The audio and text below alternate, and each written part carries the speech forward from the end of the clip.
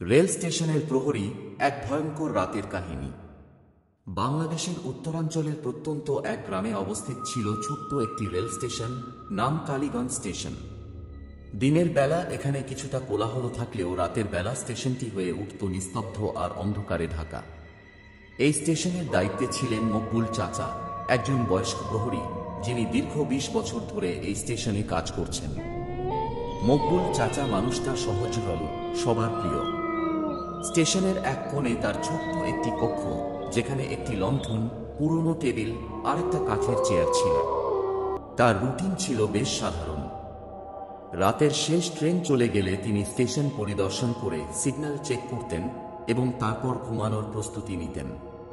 তবে স্টেশনের এক রহস্যময় ঘটনা তাকে ভয় পেতে বাধ্য করেছিল। রহস্যের শুরু। শোনা যেত কালীগঞ্জ স্টেশন থেকে একটু দূরে একটি পুরনো সেতু আছে, যেখানে বহু বছর আগে এক ভয়াবহ ট্রেন দুর্ঘটনায় শতাধিক মানুষ প্রাণ হারিয়েছিল। সেদিন থেকে মাঝে মধ্যেই স্টেশনে অদ্ভুত আওয়াজ শোনা যেত। কেউ বলতো রাতে চিৎকার ভেসে আসে, কেউ বলতো অদৃশ্য ছায়া দেখা যায়। মকবুল চাচা এসব বুঝবে বিশ্বাস করতেন না। তিনি বলতেন, গরিব মানুষের কাজ করবার সময়, ভূত দেখবার সময় নাই, কিন্তু এক রাতে এমন কিছু ঘটল যা তার বিশ্বাসে বড়সড় ঝাঁকুনি দিল। রাতের অদ্ভুত অতিথি। শীতের রাত। ঘড়ির কাঁটা তখন রাত ২টার ঘর ছুঁই ছুঁই। শেষ ট্রেনটি চলে গেছে, স্টেশনে আর কেউ নেই। মকবুল চাচা লণ্ঠনের আলোয় বসে পুরনো খবরের কাগজ পড়ছিলেন। হঠাৎ করেই তিনি শুনলেন ট্রেনের সিটি বাজছে। কিন্তু তখন তো ট্রেন আসার কথা নয়। তিনি উঠে বাইরে গেলেন। দূরে লাইন ধরে ধোঁয়া উঠতে দেখলেন। অন্ধকারের মধ্যে ঝাপসা একটি ট্রেন স্টেশনের দিকে এগিয়ে আসছে। আশ্চর্যের বিষয় হলো, ট্রেনের কোনো আলো নেই আর তাতে কোনো যাত্রীও দেখা যায় না। ধোঁয়া ও শব্দ যেন গা শিউরে ওঠার মতো। এটা কি করে সম্ভব, তিনি নিজেকে প্রশ্ন করলেন। ট্রেনটি স্টেশনে থামল না, বরং ধীরগতিতে স্টেশন পেরিয়ে গেল। ভয়কে উপেক্ষা করে তিনি পকেট থেকে টর্চ বের করে ট্রেনের দিকে আলোকপাত করলেন। তার চোখ ছানা বড়া হয়ে গেল। ট্রেনের ভেতর বসে থাকা যাত্রীরা কেউ মানুষ নয়। সবার চেহারা বিকৃত, চোখ যেন গভীর গর্তের মতো ফাঁকা। তারা তাকিয়েই আছে তার দিকে। মকবুল চাচার শরীর জমে গেল।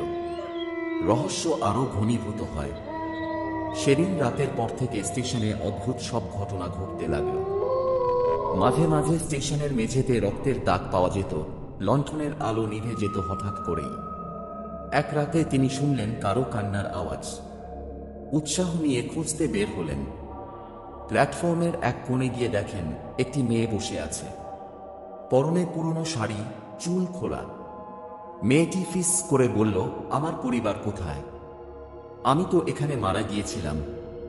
মকবুল চাচা ভয়ে এক পা পিছিয়ে গেলেন। মেয়েটি ধীরে ধীরে তার দিকে এগিয়ে আসতে লাগল। হঠাৎ করেই মেয়েটির শরীর গলে যেতে শুরু করল, আর মুখে বিকৃত এক চিৎকার। সেদিন চাচা কোনো মতে দৌড়ে তার ঘরে ফিরে দরজা বন্ধ করলেন। সারা রাত লণ্ঠন জ্বালিয়ে বসে রইলেন। পরিণতি। কয়েকদিন পর মকবুল চাচা তার চাকরি ছেড়ে দেন। তিনি বলেন, এই স্টেশন আর মানুষদের জন্য নয়। এখানে যারা থাকে তারা অন্য জগতের, কিন্তু তার গল্প কেউ বিশ্বাস করত না। নতুন প্রহরী নিয়োগ দেওয়া হলো। ১ মাস পর সেই নতুন প্রহরীকেও অস্বাভাবিক অবস্থায় পাওয়া যায়। তার মুখে ভয়ানক আতঙ্কের ছাপ। সে শুধু বলতে পারছিল, রেললাইন ধরে কেউ আসছে, আমি তাদের থামাতে পারি না।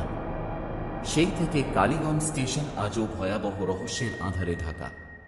কেউ সেখানে রাত কাটাতে সাহস করে না। স্থানীয়রা বলে, স্টেশনে একবার যে রাত কাটায় সে আর আগের মতো থাকে না।